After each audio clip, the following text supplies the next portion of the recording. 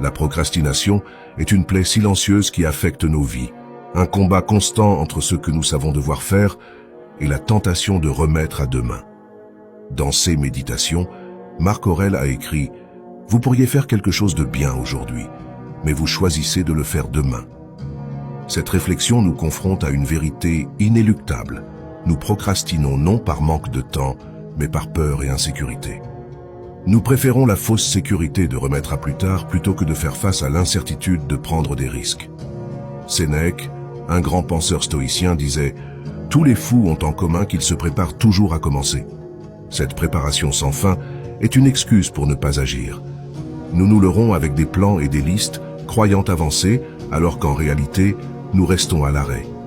La procrastination nous enferme dans un cycle de culpabilité et de frustration.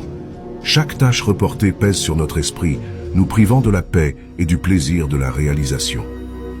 En reportant nos responsabilités, nous ne reportons pas seulement des choses, mais notre vie. Imaginez que vous devez construire un grand mur.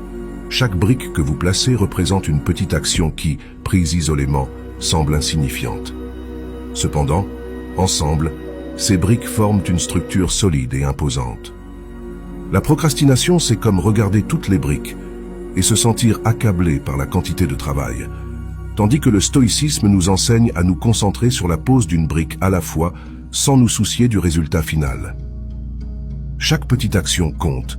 Cessez d'attendre le jour parfait ou le moment le plus motivant. Commencez maintenant. Faites ce qui est nécessaire, puis ce qui est possible, et soudainement, vous ferez l'impossible. Si vous êtes vraiment prêt à éliminer cette habitude, qui est l'une des pires et qui nuit le plus à votre vie, laissez votre marque en vous engageant ici. Écrivez dans les commentaires « Je vais éliminer la procrastination ».